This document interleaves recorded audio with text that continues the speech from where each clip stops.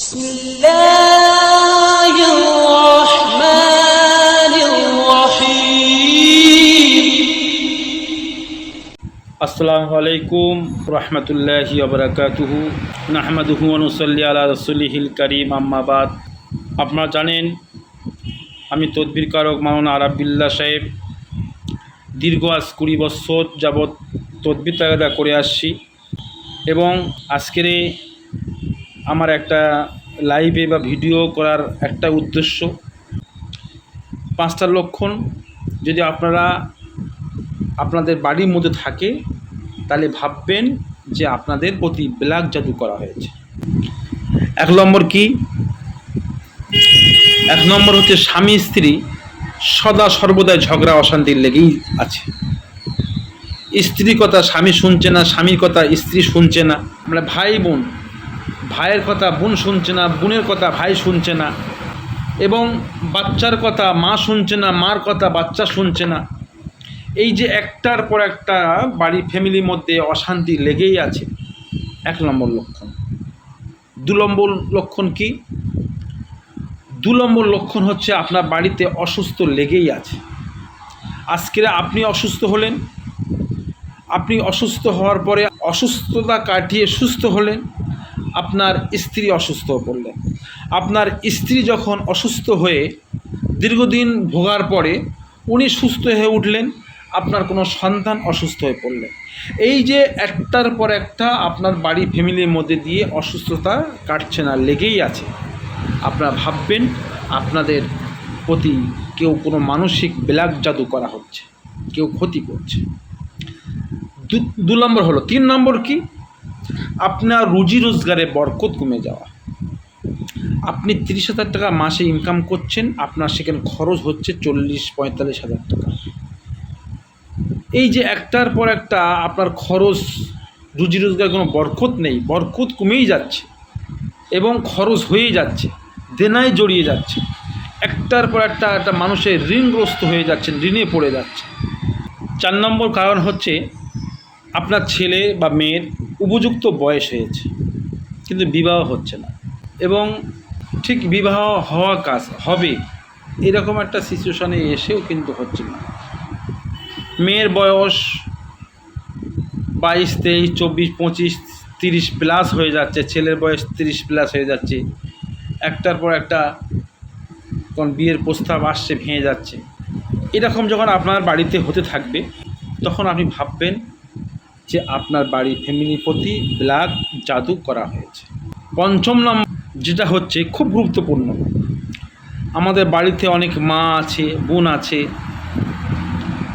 চাচিমা আছে, দেখবেন ওরা বাড়ির ভিতর থাকলে যেন দম আটকে যায়, একটা অস্থিরতা ভাব কাজ করছে, একটার পর একটা অস্বস্তি বোধ করছে, মনে হয় যে ফাঁকায় গেলে একটু মনে শান্তি পায়, বাইরে গেলে মনে হয় দমটা একটু নিঃশ্বাস ভালো পায়, বাড়ির ভিতর থাকতে ইচ্ছা হয় না, কন্টিনিউ তার যেন মনে হচ্ছে দম আটকে আসছে, বাড়ির ভিতর থাকতে চাইছে না। তো এইরকম কোনো সমস্যায় যদি আপনাদের মধ্যে হয়, কোনো বাড়ি ফ্যামিলিতে হয়, এই আপনারা বুঝে নেবেন যে আপনার প্রতি ব্ল্যাক জাদু, এই ধরনের বড় ধরনের ক্ষতি করা হয়েছে, আপনার বাড়ি ফ্যামিলির প্রতি ক্ষতি করা হয়েছে। তো এই যে ক্ষতিটা, এর সলিউশন কি, এর রাস্তাটা কি? এই রকম সমস্যা হলে আপনি কোরআনের চিকিৎসা নেবেন।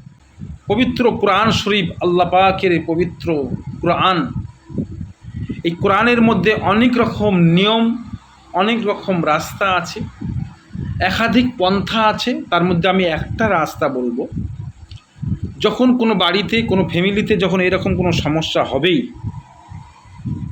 আপনারা তখন 4 কুল আপনার নিজেরা পাঠ করবেন।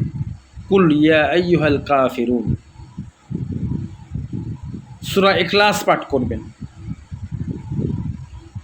সূরা ফালাক পাঠ করবেন, সূরা নাস পাঠ করবেন। এই 4 কুল পাঠ করে আপনার নিজের বাড়ির 4 কোণে আপনি নিজে 3 বার করে ফুঁক দেবেন। সেই সাথে সাথে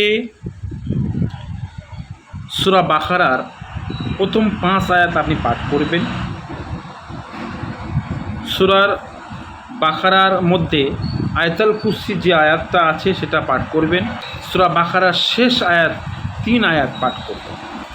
আর সূরা আল ইমরানের শেষের 4 আয়াত আপনি পাঠ করবেন। আর দরুদ শরীফ 11 বার পাঠ করবেন। এই আমল আপনি করবেন। আপনি একটা সপ্তাহ আমল করবেন, ইনশাল্লাহ আল্লাহ চাইলে আপনার এই জাদু, ব্ল্যাক জাদু, মানসিক ক্ষতি সব আস্তে আস্তে কেটে যাবে। যদি এতগুলো আমল যদি আপনি না পাঠ করতে পারেন, অন্তত 4 কুল পড়ে প্রত্যেক ঘরে রুমে 3 বার করে ফুঁক দেবেন। যারা আয়াতুল কুরসি পাঠ করেন তারা আয়াতুল কুরসি পাঠ করবেন। 4 কুল আয়াতুল কুরসি আর সূরা ফাতিহা। এই সূরা ফাতিহা আপনি পাঠ করে প্রতিটা রুমে, প্রতিটা কোনায় কোনায় আপনি ফুঁক দেন। আল্লাহ পাকের ইচ্ছায় আপনারা এই আমলগুলো, এই কাজগুলো আপনি করতে থাকুন। আপনার কোনো হুজুরের প্রয়োজন লাগবে না, কোনো ব্যক্তির কাছে গিয়ে টাকা পয়সা খরচ করে আপনার ওই বাড়ি ঘর দোর বন্ধ সন্ধ থেকে টাকা পয়সা খরচা করতে হবে না। এই আমলটুকু আপনাদের বলে দিলাম, আপনারা পাঠ করুন, ব্যবহার করুন, আপনার আমল করুন, কাজ করুন, দেখবেন এর ফায়দায় জাযা আল্লাহ আপনাদের দেবে ইনশাল্লাহ। আপনার বাড়িতে ব্ল্যাক জাদু, কালো জাদু, মানসিক ক্ষতি, জিনের জাদু, জিনের প্রভাব আস্তে আস্তে দূর হয়ে যাবে ইনশাল্লাহ। এই আমলটা করবেন এবং সে সাথে সাথে আপনার আমল করবেন। যদি কোনো রকম প্রয়োজন হয়, কোনো সাজেশান নিতে চান, তাহলে আমার নাম্বারে ফোন করবেন। আমার স্ক্রিনে এই নাম্বারে আপনারা ফোন করবেন।